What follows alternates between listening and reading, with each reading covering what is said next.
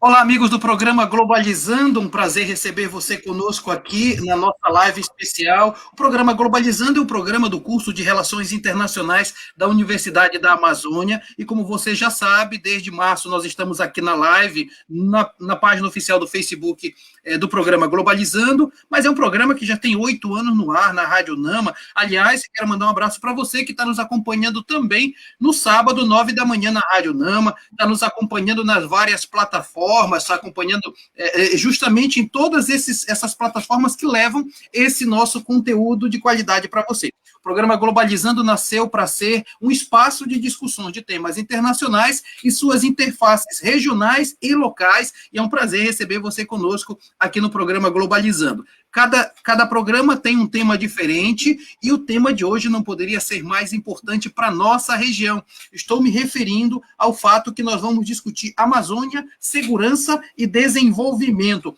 Uma temática que mexe com a gente aqui da Amazônia, mas tem a ver também com toda a região da Panamazônia e também no sistema internacional como um todo. Portanto, é um tema importante e não poderíamos ter dois professores mais representativos dessa discussão. Eu quero me referir inicialmente ao professor Tiago Rodrigues. O professor Tiago Rodrigues tem PhD no Instituto de Altos Estudos da América Latina da Universidade Sorbonne Nouvelle, é doutor, mestre e graduado em Relações Internacionais pela Pontifícia Universidade Católica de São Paulo. Ele é professor associado no Departamento de Estudos Estratégicos e Relações Internacionais da Universidade Federal Fluminense e é professor da graduação em Relações Internacionais em vários programas de pós-graduação. Professor Tiago, seja muito bem-vindo mais uma vez ao programa Globalizando. Obrigado, Mário Tito e a equipe toda. É um prazer estar de volta aqui com vocês. E daqui a pouco nós estamos recebendo também a professora Mariana Calil, ela está entrando nesse instante. A professora Mariana Calil é doutora e mestre em Relações Internacionais pela queridíssima Universidade de Brasília, bacharel em Relações Internacionais pela PUC do Rio, e atualmente é professora da Escola Superior de Guerra do Ministério da Defesa do Brasil, é também pesquisadora da Divisão de Geopolítica e Relações Internacionais da Escola Superior de Guerra, e ela é uma pessoa muito capacitada para falar, inclusive, de uma temática tão cara a gente que é a Amazônia. Professora Mariana, seja muito bem-vinda ao Globalizando. Muito obrigada, é um prazer estar aqui com vocês hoje, obrigada pelo convite. É muito bom estar aqui falando sobre esse tema. Legal, olha, o professor Tiago e a professora Mariana são convidados da gente, e eu não faço Globalizando sozinho, como você está percebendo. Hoje eu tenho a companhia de 3 acadêmicas do 7º semestre de Relações Internacionais, a começar por Jennifer de Souza. Jennifer, seja bem-vinda. Oi, gente, boa tarde. Bem-vindos, professores. Muito obrigada por terem participado do nosso programa hoje, né?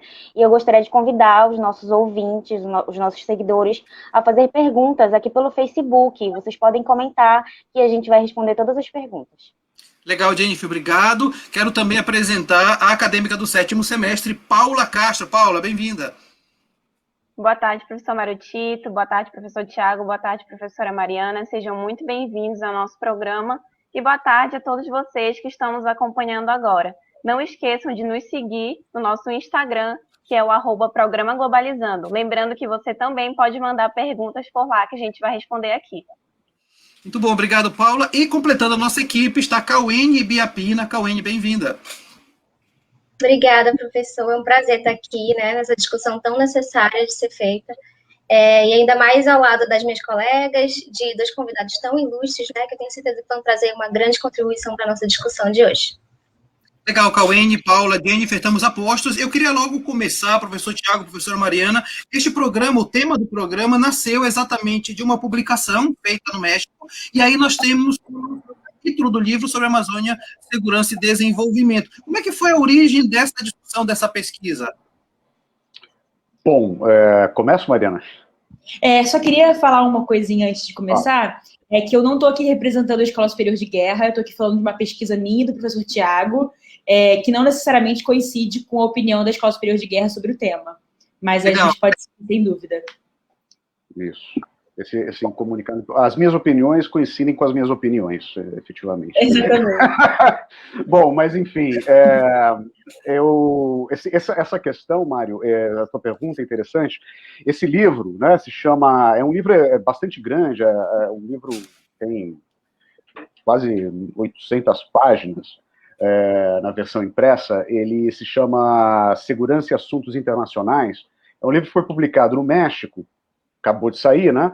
E foi organizado por 2 professores da UNAM, né, da Universidade Nacional Autônoma do México, o Alberto Lozano e o Abelardo Rodrigues, que são colegas já conhecidos meus há muito tempo. A gente se encontrou recentemente no encontro da ISA, da International Studies Association, o último presencial antes da era pandêmica, e a gente, numa mesa sobre a América Latina, a gente estava junto, e ali o Alberto, que naquela época estava presidindo a Associação Mexicana de Estudos Internacionais, que é a ABRE deles, né, nos convidou a mim e, por extensão, a Mariana, que estava nesse projeto, para fazer um capítulo para esse livro.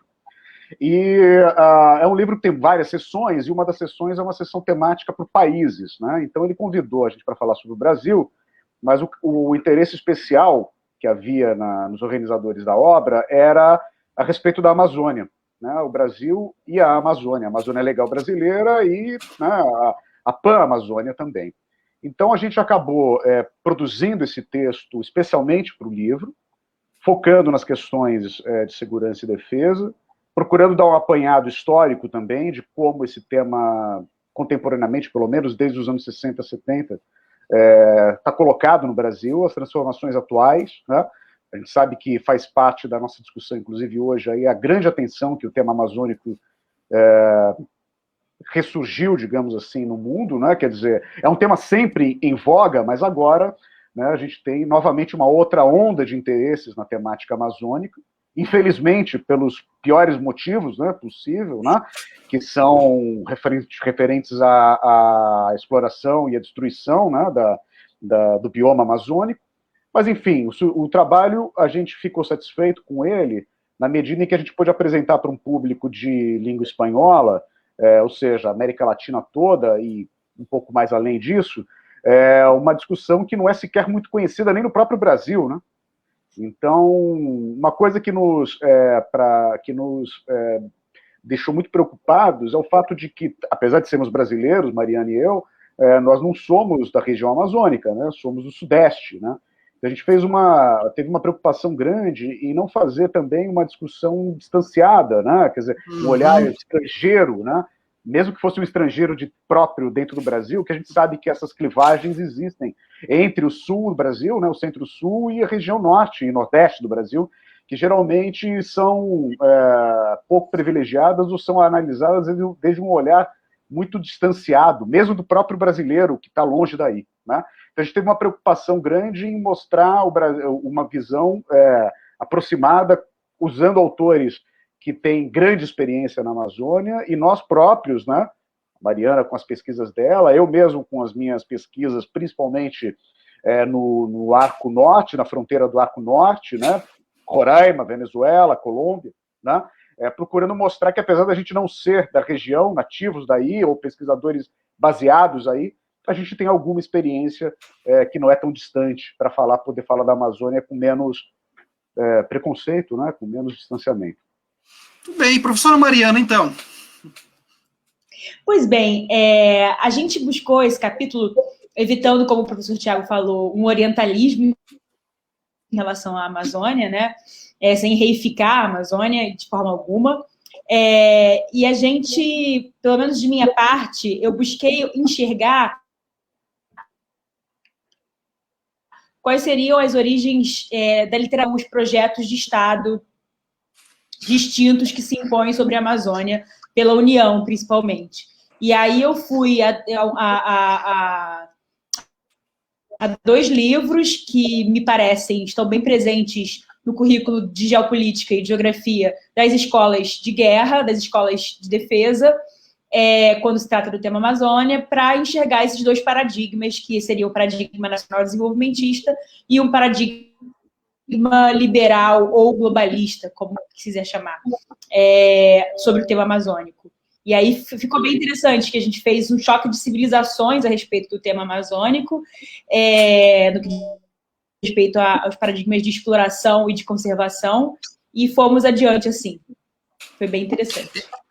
Eu gostei exatamente isso que você falou agora, essa história do choque de civilizações, traçar um pouco esses paradigmas sobre essa questão da Amazônia, eu acho bem interessante. Aliás, tem gente já participando do nosso programa, quero logo dar voz a quem está participando. Edu, põe aí, olha, a Carol Nascimento está dizendo, já estou ligada no Globalizando, obrigado, Carol. Quem mais está apresentando? Lourdes Guerreiro, dona Lourdes, boa tarde, Globalizando, mais um tema show, obrigado. Tem também a Jade Germano dizendo, já por aqui ansiosa pelas discussões do tema de hoje. Quem mais está participando? A Letícia Yucari, tema incrível, Globalizando sempre trazendo discussões relevantes. Muito boa participação. E já temos perguntas também chegando. Eu vou passar para a Jennifer, que tem pergunta, né, Jenny? Isso mesmo, professor. Essa pergunta veio através do Facebook, é o nosso seguidor, o Igor Laface. Ele faz a seguinte pergunta, como que a falta de preocupação com a Amazônia, o descaso, né, que o governo atual tem, afeta as relações do país com órgãos de proteção ambiental. E como isso é visto ao redor do mundo? Então, professora. Bom, a gente tem que entender que a Amazônia sempre vai ser um tema na nossa política externa, né? Ela é um local, a floresta em geral, é um local de muito potencial para o Brasil e para o mundo, né? Então, a gente vai ficar entre dois paradigmas. Um paradigma que vai enxergar, a gente já vai acabar ficando entre dois paradigmas, né? Um que vai enxergar a floresta como alvo de cobiça internacional e outro que vai enxergar a floresta como alvo de cooperação internacional. E aí, entre esses dois paradigmas, dependendo de como a gente se comporta no âmbito interno, domesticamente, a gente vai ter uma reação distinta das organizações internacionais, né? Então, se a gente for percebido como um país que está tendo descaso em relação ao desmatamento, em relação às populações locais, a gente vai ser, então, punido de alguma forma por essas organizações que têm como preocupação o desmatamento e as populações locais. Então, essa é uma questão que vai sempre estar na nossa pauta de política externa, nunca vai sair, e a gente vai ter a reação do mundo diante do nosso comportamento e do quanto a gente propagandeia esse comportamento, porque muitas vezes a gente tem um comportamento que é notoriamente ruim, né, desmata, não cuida da população local, etc., mas a gente não fala sobre isso dessa forma. Então, se a gente tem um comportamento notoriamente ruim e a gente se orgulha dele, a gente vai naturalmente virar alvo de organizações internacionais. Então, são duas questões aí, né? Se comportar mal e falar disso com orgulho. Então, aí são questões que acabam se complementando e gerando um clima de perseguição ao Brasil e uma noção de profecia autorrealizável, né? Se a gente trata da Amazônia como se ela fosse algo de cobiça e por isso a gente age cobiçando ela, extraindo dela de forma perniciosa, a gente vai acabar gerando cobiça, sim, por um motivo ou por outro. Professor Tiago, e aqui eu quero colocar uma pimentinha na sua resposta, porque no livro vocês colocam o seguinte, com Bolsonaro, a noção de cooperação perde protagonismo na esfera federal pela visão de que a Amazônia deve ser explorada pelo capital nacional ou estrangeiro. E aí nós vemos a face mais macabra dessa história toda, né? Sem dúvida. A ideia do choque de civilizações, que a gente colocou no capítulo, brincando, claro, com esse conceito do Samuel Huntington, né? Não tem a ver com o conceito do Huntington, mas a ideia é que a gente vive no mundo, não é só no Brasil, né? A gente viu o que está acontecendo nos Estados Unidos, né? Todo esse processo da eleição americana, a tensão, né, nos Estados Unidos e mundial em vários países. A gente encontra um sistema, uma lógica parecida, uma racionalidade parecida. É um choque entre uma lógica liberal de direitos, no caso ambiental, com uma lógica de proteção e de exploração centrada no conceito de desenvolvimento sustentável, e uma outra que é dessa ressurgência dos nacionalismos mais, digamos, mais radicais, né, e que são associados com protecionismo econômico, comercial e exploração do território de forma mais predatória. É o caso que a gente vê agora colocado no Brasil, quer dizer, esse processo ele existe e é colocado como um choque de civilizações pela gente no capítulo, justamente por aparentar ser um debate que nos remete à imagem da água e do óleo, né? Parece que existem duas posições que são inconciliáveis, né? A gente não há diálogo entre as posições contrárias. A gente vive tal radicalidade, tal radicalização, digamos, nas posturas ético-políticas, que não há conversa. Existe apenas quem tem condições de impor a sua vontade aos outros, né? E é o que a gente tem visto agora. Então, no caso brasileiro, o atual governo é um governo que busca uma exploração baseada no modelo predatório, baseado no privilégio ou no favorecimento de alguns grupos econômicos, em detrimento de outros, né? E que fecha suas portas para colaboração e para cooperação internacional, com a justificativa de que a cooperação internacional é globalista e atenta contra a soberania do Brasil. Né? Quer dizer, o que a gente vê agora é isso, e o Brasil, no fundo, acaba perdendo um protagonismo que havia assumido nas últimas 3 décadas, pelo menos. O Brasil era talvez o país mais importante, né, do sul global, quando a agenda era a agenda de desenvolvimento sustentável e proteção ambiental, e o Brasil hoje passa a posição de pária global. Né? O Brasil é alijado de todos os debates, não tem sido convidado para os diálogos que se dão no âmbito da Organização das Nações Unidas, no âmbito multilateral. Quer dizer, o Brasil fica numa posição de um país criminoso, um país pária, né, um país indesejável, justamente no ponto que era talvez o seu ponto mais forte na política mundial. Você está no programa Globalizando, programa do curso de Relações Internacionais da Universidade da Amazônia. O tema de hoje é bem legal, Amazônia, Segurança e Desenvolvimento. E no nosso programa a gente faz uma pesquisa sobre a mídia internacional para a gente perceber o que está sendo dito fora daqui do Brasil sobre essa temática. Paula Castro, com você.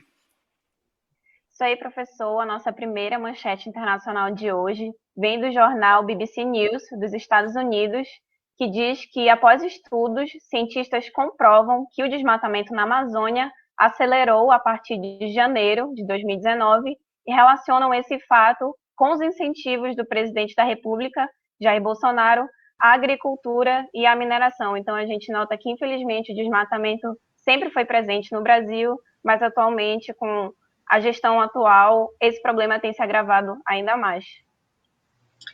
E Paula, sobre essa notícia, a gente sabe que existem, né, diversos projetos voltados para a Amazônia, por exemplo, a Política Nacional de Proteção do Bioma Amazônico, né, que ela busca essa conservação, que ela busca promover esse desenvolvimento sustentável da região, mas essa proposta ainda está tramitando, né, na Câmara dos Deputados. E, em paralelo a isso, no ambiente internacional, tem o Fundo Amazônia, né, que era um exemplo de como a cooperação internacional ela ajudava na proteção da Amazônia. Porém, esse fundo ele tá parado desde 2009, né, sem projetos aprovados até então. Então, a gente percebe que realmente faz sentido essa relação dessa notícia, né, professor Tito? Inclusive, professora Mariana, é uma situação interessante. Como relacionar exatamente segurança e desenvolvimento na Amazônia, dado essas condições bastante adversas atualmente? Claro, a noção de desenvolvimento sustentável ela é muito clara, né? Você vai se desenvolver mantendo aquele bioma, no caso da Amazônia, sustentável para que as gerações futuras possam aproveitá-lo, né? De diversas formas, inclusive pela forma da exploração para o desenvolvimento. Então, não há nenhuma inconsistência entre explorar a Amazônia nas suas riquezas e conservá-la. Pelo contrário, são questões complementares. Ninguém está advogando, no momento, pelo menos, já foi o caso na década de 70, mas não há ninguém, no momento, advogando por um zerismo. Olha, não vamos tocar na Amazônia, a Amazônia vai ficar intocável. Não é bem isso. É um desenvolvimento sustentável. E aí, mas as coisas elas vão se desenvolvendo de uma forma construtiva, eu acredito.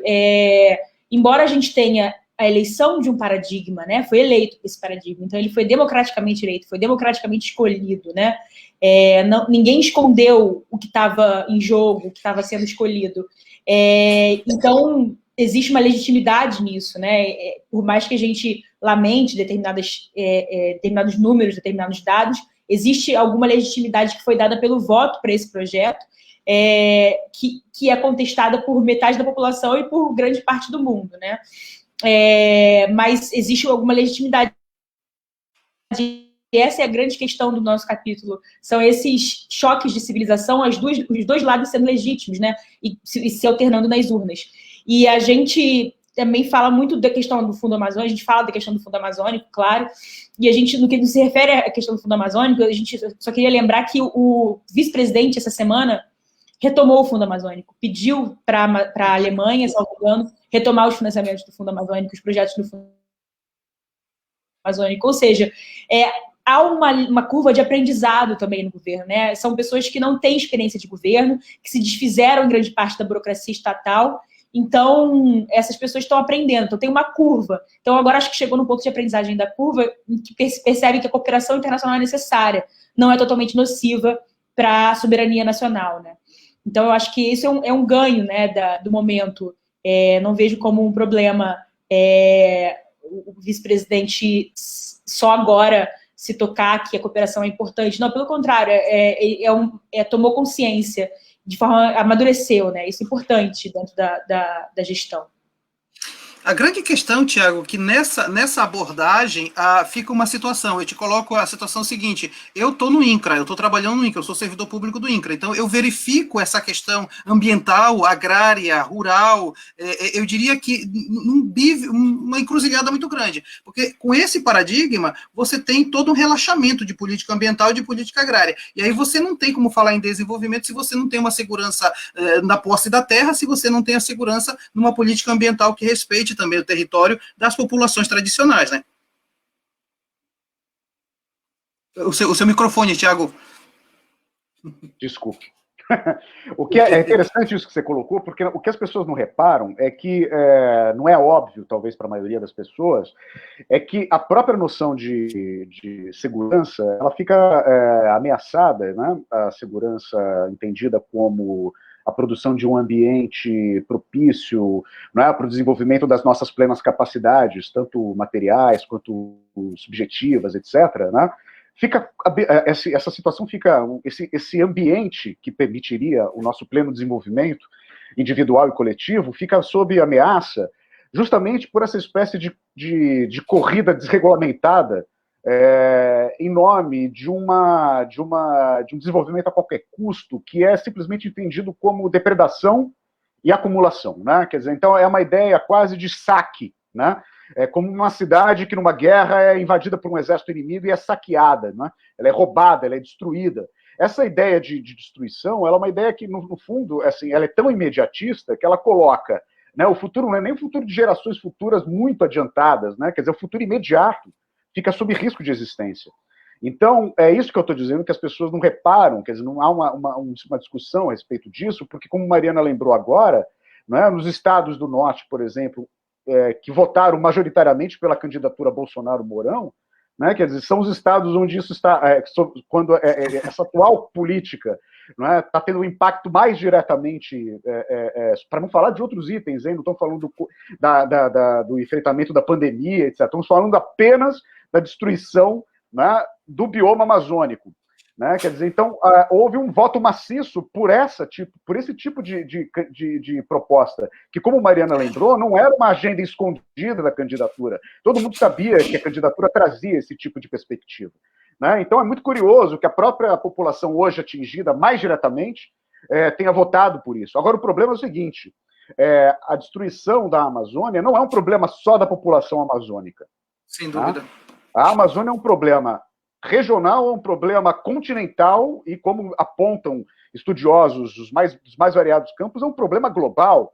Né? Então, é inevitável que a Amazônia provoque o interesse do planeta inteiro. Isso sempre vai acontecer.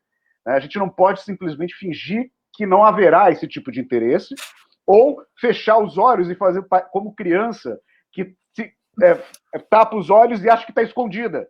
Né? Que é o que o nosso governo tem feito com relação à Amazônia. Olha, eu não estou olhando mais para a Noruega e para a Alemanha, eu digo que o Fundo Amazônico não me interessa, mas o problema continua existindo. Né? E talvez agora o vice-presidente o Hamilton Mourão tenha percebido, né, que não há possibilidade de conduzir uma política para a Amazônia sem esse apoio e a colaboração internacional. Legal, olha, você está no programa Globalizando, nós estamos falando sobre a Amazônia, Segurança e Desenvolvimento com a professora Mariana Calil e com o professor Tiago Rodrigues. Muito bom saber que você está conosco. Edu, coloca para a gente aí os comentários que estão chegando, por favor. A Lourdes Guerreiro está dizendo, o que mais surpreende é que nem o próprio brasileiro tem consciência do valor da nossa Amazônia, que é um potencial celeiro do mundo, diz a Lourdes Guerreiro. Também tem a participação da Emi Vilas Boas, lá de Portugal, dizendo, professores, como essa postura em relação à Amazônia pode influenciar as relações econômicas do Brasil. Inclusive, tema super importante discutido de forma extremamente competente. A gente vai responder daqui a pouco essa pergunta da Emi, e tem também o querido professor William Rocha, dizendo, excelente a temática, parabéns Globalizando. A cooperação internacional é a única saída para a segurança e desenvolvimento sustentável na Amazônia? Pergunta ele. Então, temos duas perguntas, eu vou logo chamar a Paula Castro para a pergunta que está vindo também para a gente conversar sobre essas temáticas. Paula, você. Isso mesmo, professor. Acabou de chegar uma pergunta pelo nosso Instagram. Quem mandou foi o Felipe Tavares, e ele quer saber se a securitização pensada para as pautas ambientais na Amazônia leva em consideração as dinâmicas de vivência das populações locais. Professora Mariana. Bom, eu não sei se eu entendi a pergunta, mas essa securitização das pautas amazônicas leva em consideração as experiências das populações locais, né? Bom, a securitização, ela dificilmente leva em consideração questões relacionadas às populações locais, no que diz respeito especificamente às populações tradicionais, né? Porque população local e tradicional são coisas distintas, claro, vocês sabem perfeitamente disso. O que a população local entende como securitização, aliás, como Amazônia, né, pode ser concebido como algo securitizado. Então, a gente pode entender que o próprio morador da floresta, que não é da região amazônica, né, entende que a Amazônia deva ser securitizada, sim, e que ela sofre cobiça internacional e ela deva ser levada em consideração pelo governo como algo que está sob ameaça. E aí a gente vai ter um paradigma que vai se desenvolver de uma forma. Agora, se a gente entende que as populações tradicionais, né, os povos tradicionais, possam ter as suas perspectivas abarcadas pelo poder público, e aí a gente teria que fazer uma pesquisa, que não é o meu caso, eu não sou antropóloga, teria que fazer uma pesquisa com essas populações originárias, né, desses povos originários, para entender quais são os valores deles, os interesses deles em relação à floresta e ao desenvolvimento da floresta. Claro, e essa seria uma pesquisa super complexa, porque teria que levar em consideração graus de inserção na sociedade, etc, etc.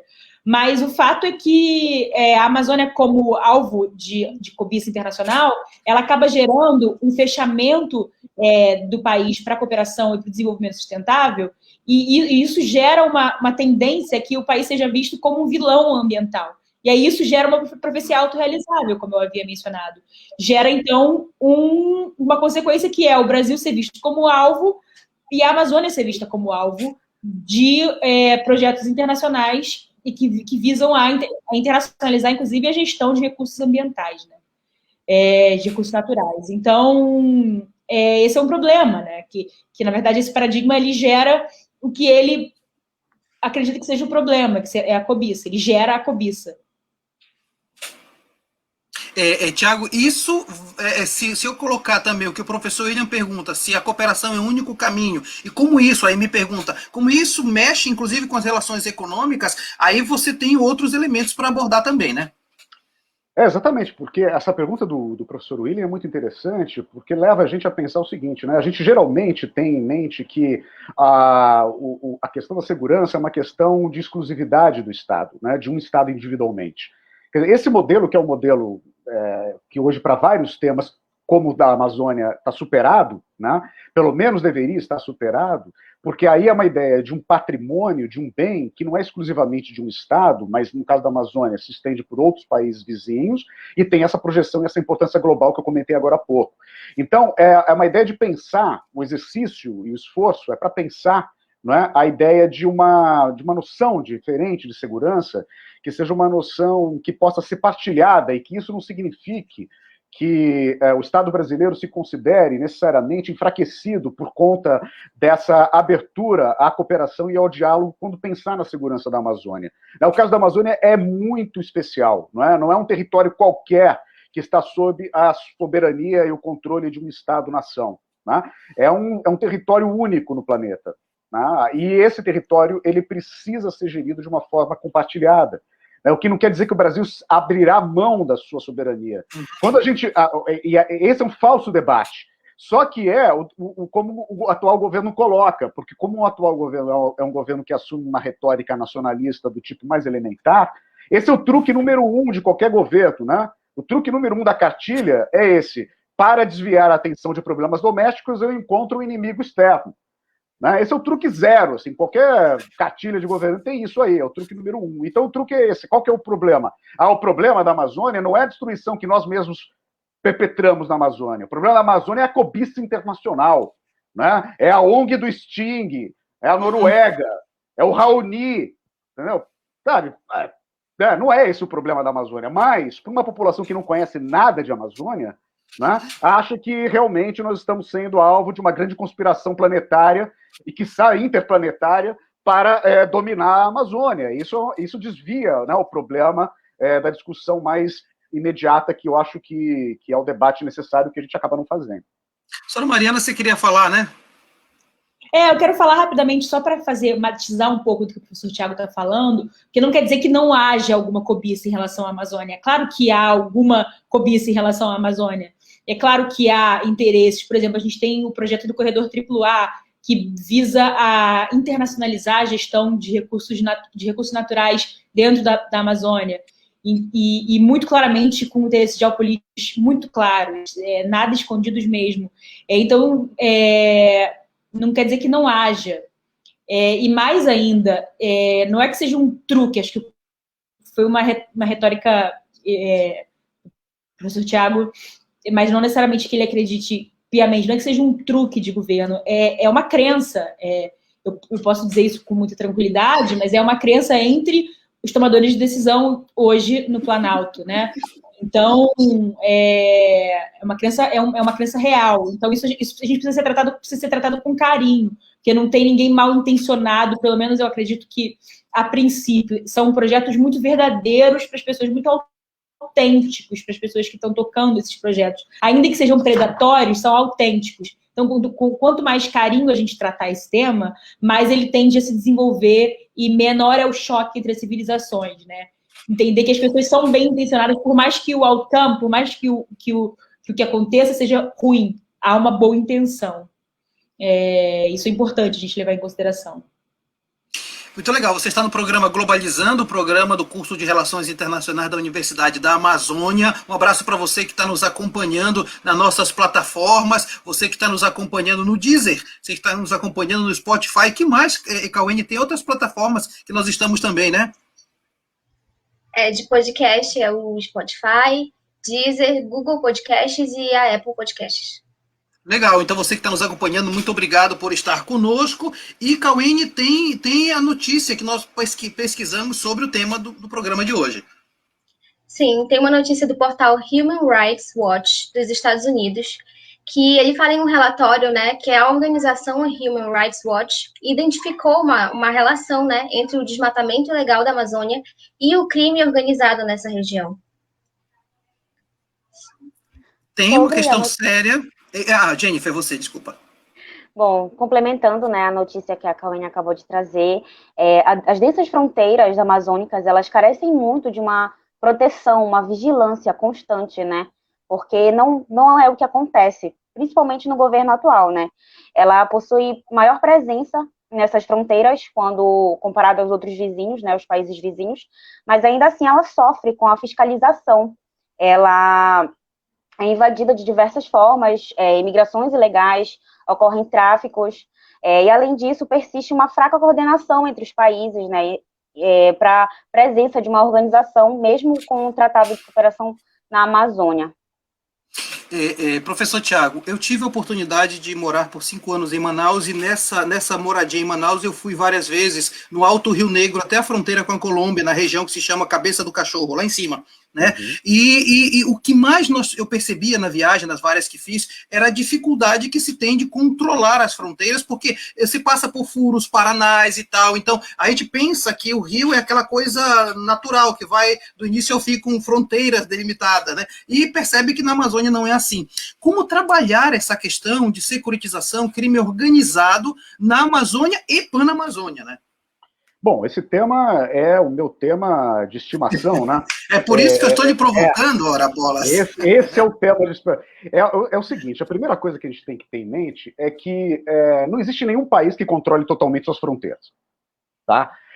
Isso daí é uma ilusão. A gente, por exemplo, só a fronteira amazônica brasileira é quase 4 vezes maior do que a fronteira México-Estados Unidos, que é de 3 mil quilômetros, e os Estados Unidos, a maior potência mundial, não consegue controlar totalmente a sua fronteira com um país só, que é o México, né? Os Estados Unidos fazem fronteira com 2 países só, com o México e com o Canadá, né? E não consegue controlar totalmente a fronteira com o México. Continua passando uma série de ilegalismo pela fronteira mexicana, tanto em direção ao norte quanto em direção ao sul dos Estados Unidos para o México, né?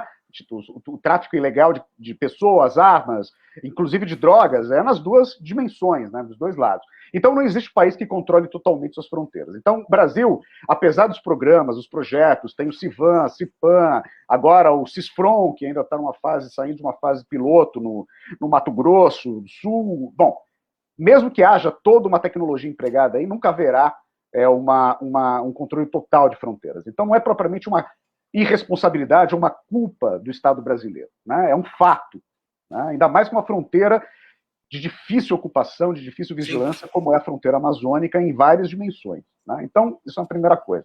Do outro lado, é o seguinte, a economia ilícita e ilegal, ela faz parte da economia mundial, da economia capitalista, né?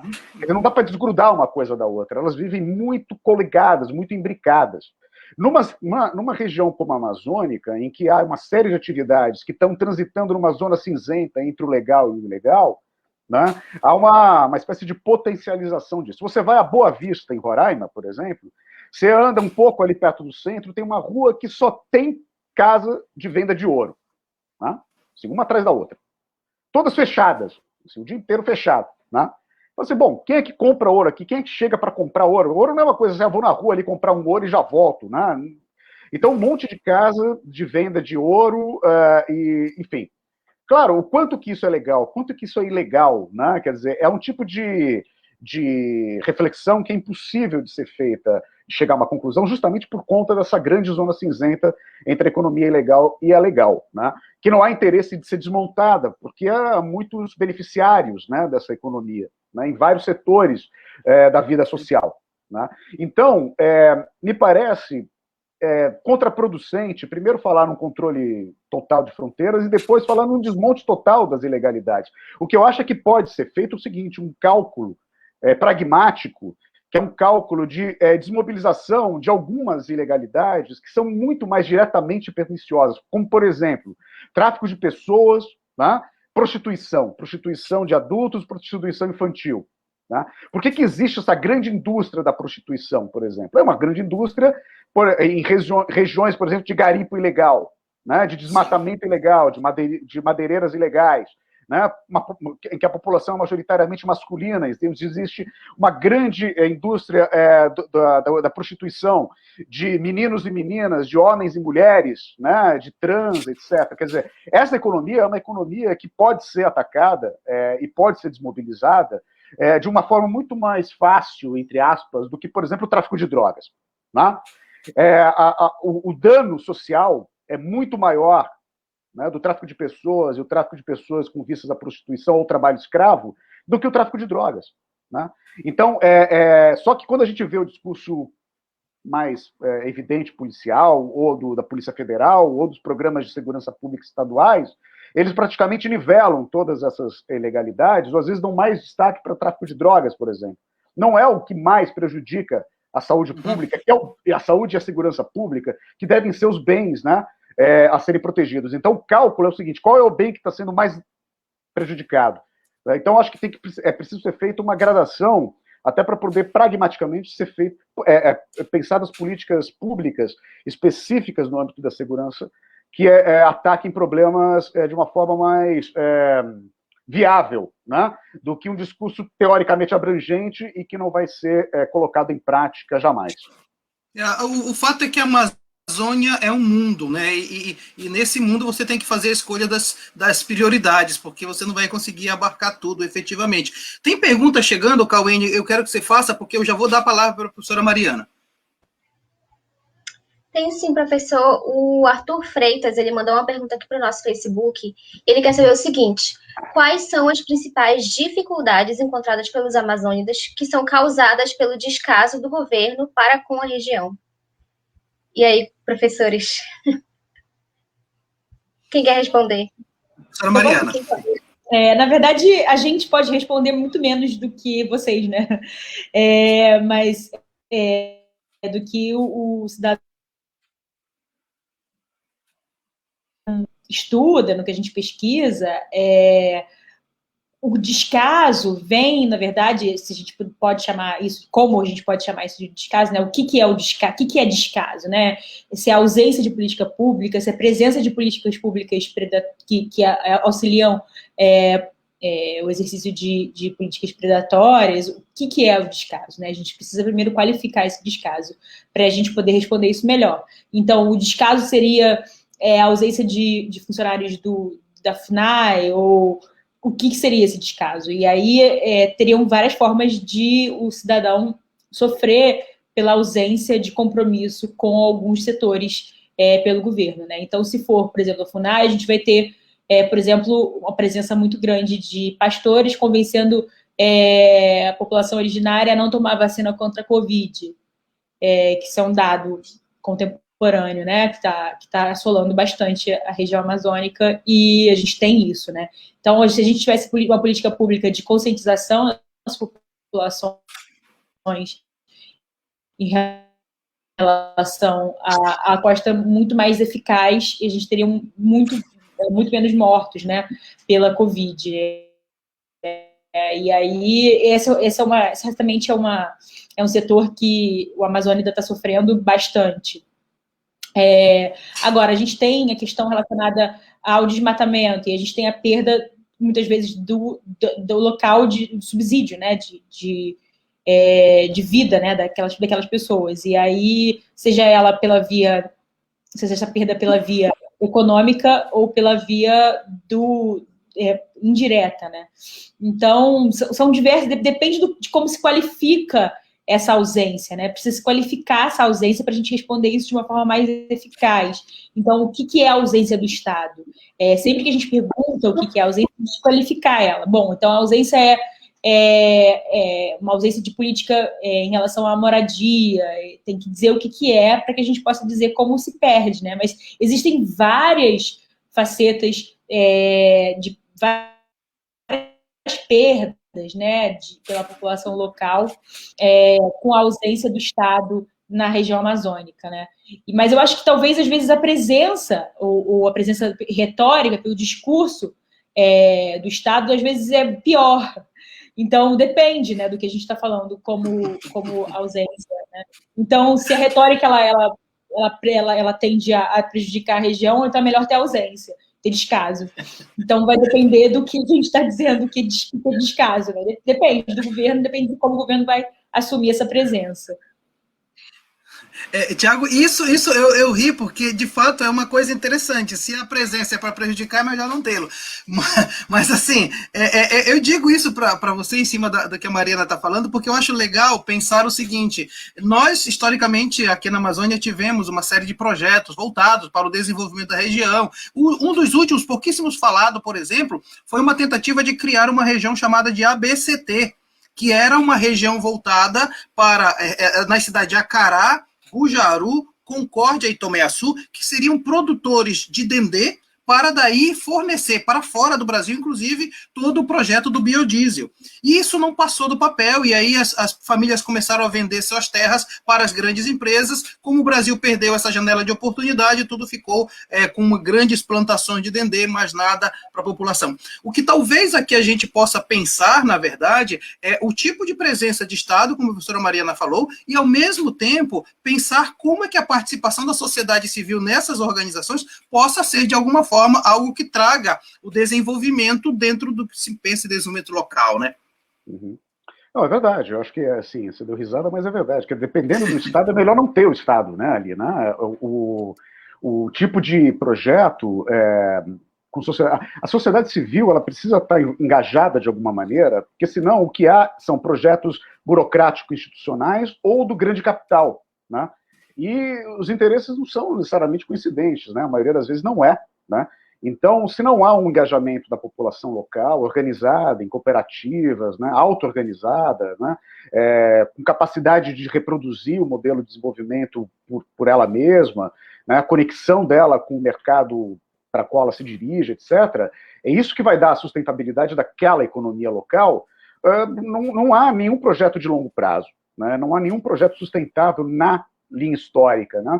Ou senão eles vão cair sob a batuta de algum poder econômico mais bem constituído, mais bem armado, etc., que é o que geralmente acontece nas regiões de fronteira, né, de desenvolvimento, como é o caso da Amazônia, né, de sucessivas ondas, né, de ocupação, de exploração, de interesse, etc., que estão aí atingindo a região, bom, enfim, desde o século XIX, principalmente, né, para falar de um jeito mais intenso a partir do ciclo da borracha, mas, enfim, essa parece ser a grande maldição, né, dessa terra tão abençoada, né, quer dizer, a própria, assim, a fartura de bênçãos, né, acaba sendo também, paradoxalmente, a maldição para os amazônidas e para a Amazônia, né?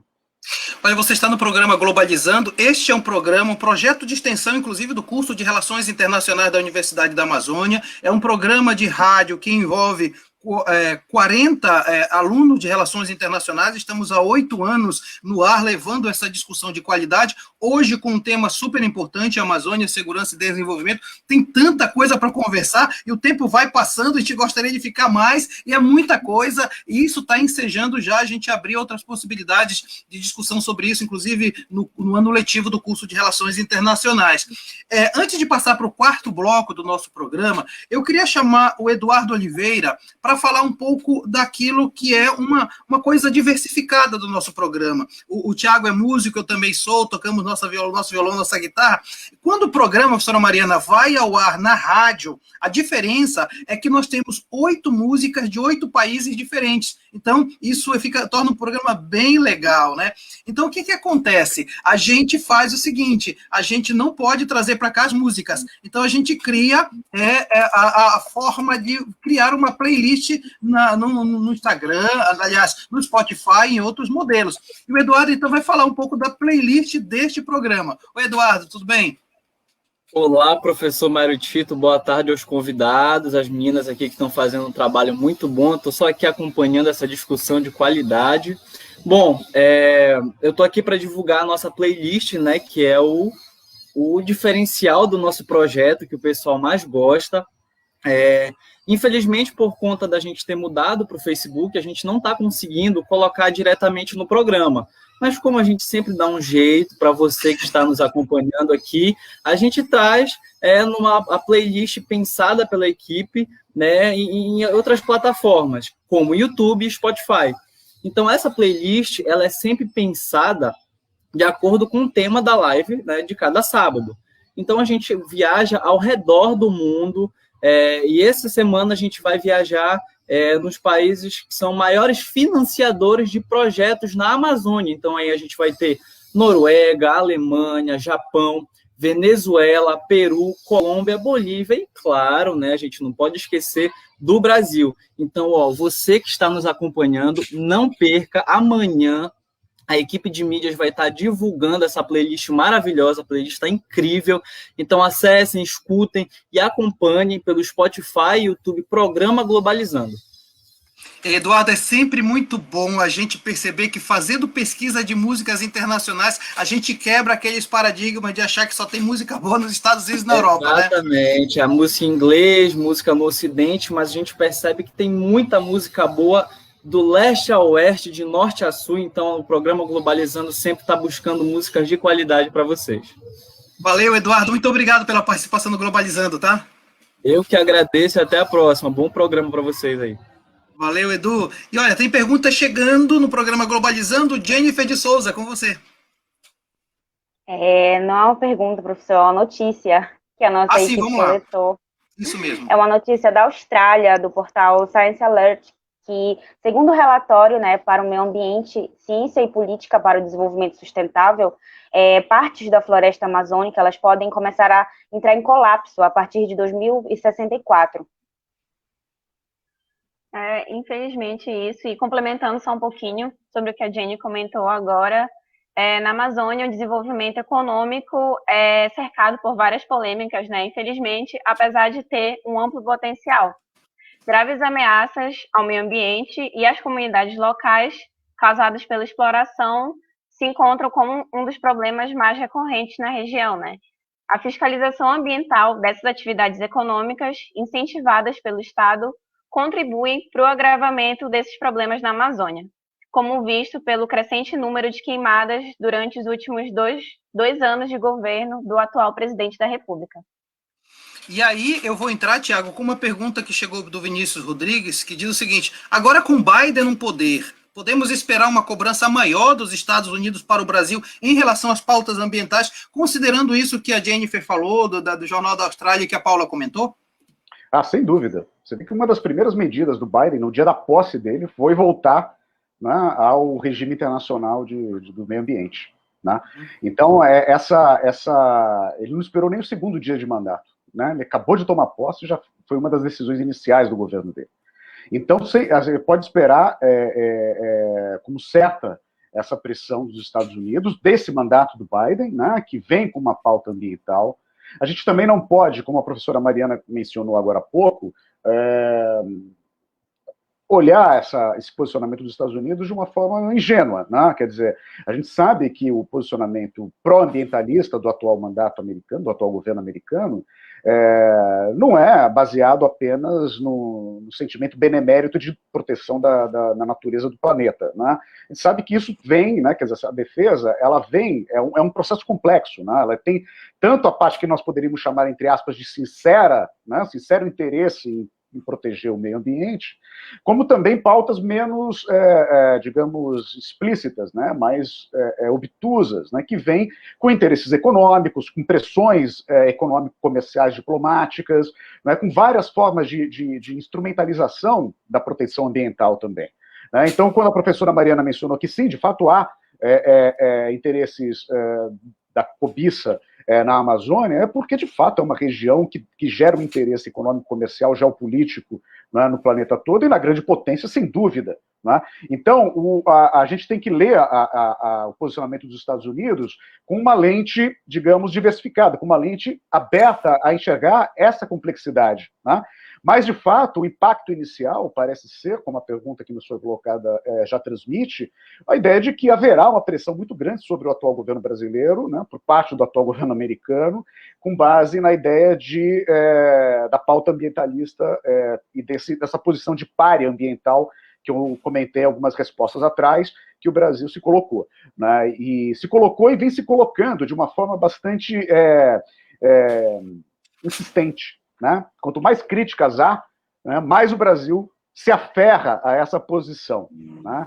É uma posição, parece que, de fato, o debate tem sido colocado, como Mariana disse, de uma forma que a crítica de uma civilização a outra, de um choque civilizacional a outro, reforça a posição do outro, do contendor, né, do nosso adversário.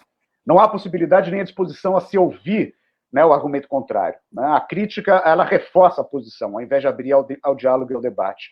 É a situação que a gente tem visto agora. Agora, os Estados Unidos, quando decidem, né, por uma posição mais assertiva com relação ao Brasil, sem dúvida isso deve gerar uma pressão. Eu acho, né, que a posição do nosso vice-presidente não é só porque ele aprendeu que a Amazônia precisa ser defendida, é também já algum efeito de que precisa haver alguma sinalização do governo federal brasileiro ao regime internacional, porque senão as consequências podem ser muito graves. Interessante muito. Professora Mariana, eu quero, como sempre faço aqui, colocar a pimenta na discussão, porque, assim, quando eu discuti na tese a questão da fome na Amazônia, eu falava dos interesses de corporações transnacionais, que seguem interesses até diferentes dos próprios estados nacionais. Então, assim, como trabalhar segurança quando você tem interesses nacionais, interesses de outros estados e interesses também de outras corporações transnacionais que aqui estão na Amazônia? A minha resposta vai ser um pouco teórica, assim, mas o primeiro ato para a gente consiga trabalhar a segurança nesse aspecto é relativizar a noção de soberania. Não que a gente vai deixar de ser soberano, pelo contrário, a gente vai relativizar a noção de soberania para que a gente consiga manter a soberania intacta, ou seja, manter a nossa jurisdição sobre o território intacta. Se a gente não relativizar, eu costumo dizer que a Amazônia é como uma bola de futebol, num jogo de futebol que só tem uma bola em todos os países do mundo. E aí, se o Brasil parar o jogo, apertar muito essa bola, como se fosse estourar a bola, vai haver uma reação e vão querer tirar essa bola do Brasil, né? Então, o que o Brasil tem que fazer, se for apertar a bola, se for querer destruir a bola de algum lado, é fazer isso de uma forma construtiva, com uma retórica construtiva, cooperando na frente da bola e apertando a bola, mas aos pouquinhos. Mas isso se o paradigma for o de nacionalista e predatório. Não tem, a priori, como pesquisadora, eu não posso ver isso como problema, porque é o tomador de decisão que vai dizer o que vai ser o paradigma e o que não vai ser o paradigma. Então, se for ser predatório, o que eu posso fazer como pesquisadora é dizer, não aperta a bola onde está todo mundo vendo, porque se você fizer como se fosse estourar essa bola, o jogo vai acabar, vão invadir o seu país. Então, não adianta eu propagandear uma retórica soberanista, porque essa retórica soberanista vai ser exatamente o que vai me fazer perder a soberania sobre o meu território. Então, a retórica soberanista, ela é um tiro no pé. Então, para ter segurança na Amazônia, para conseguir manter a soberania intacta, é preciso cooperar. É preciso ter uma retórica de construção em relação à floresta, uma retórica de desenvolvimento sustentável. Pelo menos, no mínimo, a retórica. Essa é a forma mais ágil e mais eficaz de se conseguir segurança, no sentido tradicional da segurança, que é a soberania. Muito legal esse comentário da professora Mariana. Antes de eu passar a palavra para Paula Castro, deixa eu ver comentários que estão chegando. Eduardo, põe para mim, por favor.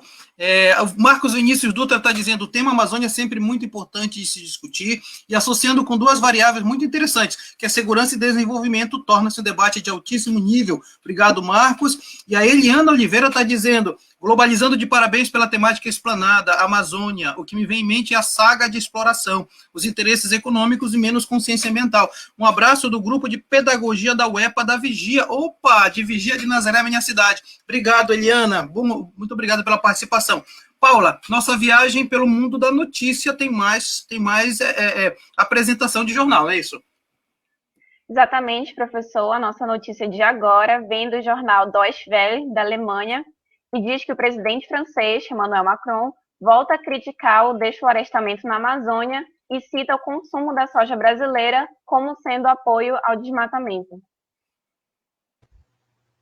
Paula, só pegando esse teu gancho, 2 anos, né, já se passaram desde que se iniciou o governo do presidente Jair Bolsonaro, e durante esse período o Brasil praticamente negou um cuidado, né, verdadeiro com uma agenda que em outros governos era mais promissora, né, a do meio ambiente. E internacionalmente o Brasil acabou saindo dessa posição de ser uma das sedes mais importantes de reuniões internacionais sobre esse assunto. E passou a existir uma determinada barreira, né, para essas negociações nesse âmbito. E esse descaso com a Amazônia não só... Ele representa um desrespeito com as comunidades tradicionais, mas também prejudicou o setor exportador do país. Houve uma perda de importantes parcerias diplomáticas. Houve a perda de uma imagem, né, como um todo. Tiago, olha só, o que a Cauene está dizendo, nós vamos discutir com o professor Dalvisson lá no dia 20, no Globalizando. O Dalvisson vai estar com a gente, falando sobre diplomacia e tal. Mas uma coisa me parece interessante discutir agora é o seguinte: o prejuízo não é somente diplomático, o prejuízo ele passa a ser econômico, porque a partir do momento em que a diplomacia ela não consegue estabelecer negociações e mediações de interesses diferentes, você acaba perdendo. A manifestação do Macron é um pouco isso, né? A gente vai plantar agora na Europa porque não pode mais comprar no Brasil. Isso traz um prejuízo tremendo, diplomático e econômico, né? Eu acho que a resposta mais importante desse programa foi a que Mariana deu agora para você, né? Essa reflexão sobre a soberania, né? Como que o discurso soberanista é contraproducente para garantir a própria soberania do Brasil sobre a Amazônia. A gente pode fazer um paralelo, né, com a questão comercial brasileira, né, e o lugar do Brasil na economia global, né, no comércio internacional, na economia global. Também é contraproducente o isolamento brasileiro, né? A criação essa retórica nacionalista, ela cria tantos níveis de atrito e fricção que o Brasil acaba se isolando. Essa tensão, esse aparente paradoxo, né, essa relação paradoxal que é criada, porque o Brasil não tem condições efetivas de se manter com um discurso nacionalista de desenvolvimento independente ou autônomo, com as próprias forças econômicas. Isso nunca foi possível, historicamente, em linhas gerais, mas hoje em dia muito menos, e muito menos para um país que é como o Brasil, quer dizer, um país de economia dita emergente, etc. Né? Então, essa lógica simplesmente é insustentável do Brasil se bancar com as suas próprias forças econômicas. Isso é impossível. Né? O que acontece? Acontece um caso interessante, curioso, dramático que a gente está vivendo agora, que muitos setores da economia que apoiaram a candidatura de Jair Bolsonaro, hoje em dia se indispõem com o próprio governo. Justamente porque apoiaram um governo que hoje em dia, né, cujas ações internacionais, ou ações domésticas e internacionais, têm um impacto global que prejudica essa economia. A economia do agronegócio é uma dessas, né? Tem sido prejudicada. Quer dizer, o Brasil, quando se indispõe com a China, por pura, digamos assim, pirraça ideológica dos filhos presidenciais ou do nosso chanceler, isso cria uma falta de comunicação e, na prática, uma ruptura de relações com o nosso principal parceiro econômico mundial, que é a China, né? Que gera perdas substanciais para esse grupo que é a indústria do agronegócio, que é uma das grandes bases de apoio econômico políticas do governo Bolsonaro. Então, essas tensões internas ajudam a gente a entender até as próprias crises que o governo Bolsonaro tem passado, né? Que são crises que dizem respeito às tensões criadas com as suas principais bases de apoio. Então, eu acho que é um paralelo com a resposta da professora Mariana sobre a questão da soberania, que a gente pode fazer também para essa questão da grande diplomacia comercial brasileira, né? Quer dizer, a insistência num discurso de autonomia ideológica e até de desafio ideológico ao mundo. O Brasil como se um nanico que começou a gritar para os grandes, assim, eu sou independente, né? E a gente sabe que cachorro que ladra muito, né? Não morde. Né? E é isso que a gente tem visto com o Brasil. Né? E aí o impacto efetivo que se dão nas forças econômicas dos grandes capitais brasileiros ou internacionais com interesses no Brasil é que começam a gerar essas fissuras dentro da própria base de apoio do governo. Professora Mariana, já quase no final do programa, vou dar uma de filósofo aqui. Alguns pensadores falam de soberania como cuidado, ou seja, detém soberania quem cuida melhor. Fala em soberania não como apenas defesa de uma fronteira, mas do cuidado com o que se tem dentro daquilo. Eu também não vou lhe perguntar se o Ernesto Araújo vai sair ou não vai sair, mas a pergunta é, como trabalhar esse binômio segurança e desenvolvimento num país que se colocou como pária, que ele mesmo se coloca fora dessas dinâmicas mais macro-sistêmicas? Bom, se o Ernesto vai sair ou vai ficar, quem sabe, eu acho que no momento é só o presidente. Mas a noção de soberania como responsabilidade é uma noção consolidada que certamente o chanceler conhece muito bem. Tem uma tradição muito grande no Itamaraty, passou por muitos lugares no Itamaraty, então ele certamente conhece muito bem. E ele conhece muito bem também a noção da interdependência entre segurança e desenvolvimento. Conhece perfeitamente essa noção. Então, ele sabe exatamente o que ele está fazendo. O Brasil não é um amador diplomático, ele não é amador. O Brasil, ele é muito sério no que ele faz, inclusive quando ele resolve discordar, tanto que a gente rapidamente se colocou como pária, né? Muito rapidamente. Então, e com orgulho disso. Então, a gente é muito coerente com o que está sendo plantado, né? Então, como pensar a noção de segurança e desenvolvimento vai depender dos tomadores de decisão.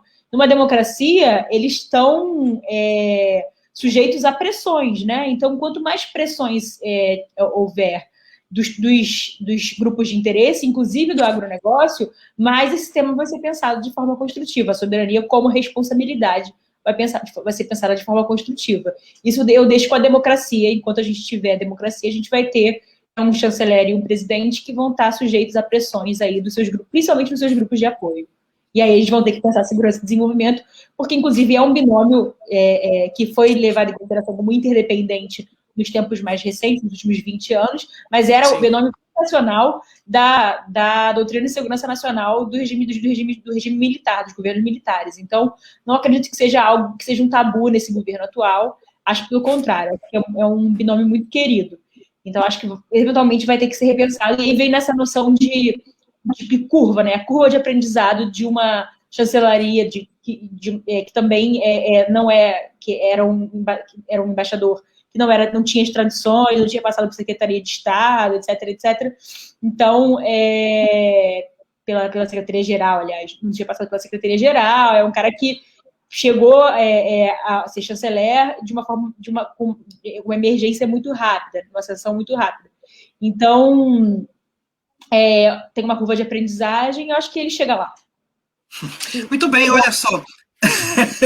Olha só, eu, na verdade, já disse aqui que o programa de hoje, de fato, ele é todo especial, ele é muito especial, porque nós estamos com 2 pesquisadores de excelência no campo das relações internacionais, e é bom ver, inclusive, os currículos dele. Uma das coisas que eu queria destacar, seja no Tiago, seja na Mariana, é que, de fato, são internacionalistas desde a graduação, isso é muito legal, né? Então, agradecer muito, muito mesmo, a oportunidade de ter vocês. Sob esse ponto de vista, estarmos numa live é muito melhor do que estar no programa na rádio. Por quê? Porque se fôssemos no programa da rádio, nós não poderíamos ter vocês aqui, né, discutindo com a gente, a não ser que viessem para Belém. Então, essa oportunidade que se abriu proporciona para a gente isso. Tem até um comentário que está chegando agora, quero só fazer para finalizar o programa, que é um comentário da Lourdes Guerreiro. Globalizando, arrasando mais uma vez, sou apaixonada pela Amazônia e pela sua preservação, que esse programa chame também a atenção dos que estão nem aí para a sua maior riqueza. Parabéns a todos mais uma vez, especialmente a minha neta, Paula Castro. Pronto. E a Vitória Guarani está dizendo live incrível, Globalizando sempre trazendo conteúdo de qualidade. Paula, então, Tiago, quero te agradecer muitíssimo pela presença no Globalizando, você está se tornando sócio deste programa, é um prazer também te ter aqui, e, logicamente, o convite está estendido para outros programas e para outras atividades que a gente vai fazer no curso, tá bom, Tiago? Mário Tito, muito obrigado. Para mim é um prazer ser sócio de vocês. Vocês sabem que eu sou um grande fã do programa. Parabéns mais uma vez por ele. Parabéns também ao pessoal todo que ajuda a fazê-lo. Você é muito competente, muito empolgado e muito interessado. Obrigado. E estou sempre à disposição para essa conversa com vocês. É um prazer estar sempre aqui com vocês. Vai ser sempre um prazer. Legal, professora Mariana, também lhe agradeço muitíssimo pela disponibilidade do tempo de estar aqui com a gente. Está chegando aí o Fórum de Relações Internacionais em maio, que sabe a gente possa fazer uma mesa muito boa sobre segurança e desenvolvimento na Amazônia. Professora Mariana, muito obrigado pelas provocações e pela participação no Globalizando. Eu que agradeço e parabenizo pelo programa, pela equipe maravilhosa, equipe de Ivy League. Vocês estão muito bem, com muita honra que eu venho aqui participar. Estou à disposição para fórum e para o que for pertinente. Legal, maravilha, fico feliz por isso. Quero agradecer a Paula Castro. A Paula, ela é líder da equipe de externa do programa Globalizando. Obrigada, Paula. Eu que agradeço, professor Mário Tito. Muito obrigada, professora Mariana e professor Tiago, pela excelente aula que vocês trouxeram aqui para a gente hoje. Obrigada às meninas por terem apresentado também o programa junto comigo. E obrigada a todos vocês que nos acompanharam hoje. Legal, obrigado, Paula. Quero agradecer a Jennifer de Souza, da equipe de mídias do Globalizando. Jenny, muito obrigado. Eu que agradeço, professor. É sempre uma honra estar aqui no Globalizando, apresentando junto com vocês. Muito obrigada, professora Mariana, professor Tiago. Foi muito importante essa discussão. É isso. Obrigado, Jenny. E a líder da equipe de mídias do programa Globalizando, acadêmica do 7º semestre, Cauene Biapina. Obrigado. Eu que agradeço, professor. Foi um prazer enorme, de verdade. Sempre saio das lives do Globalizando sabendo um pouquinho mais, aprendendo um pouquinho mais.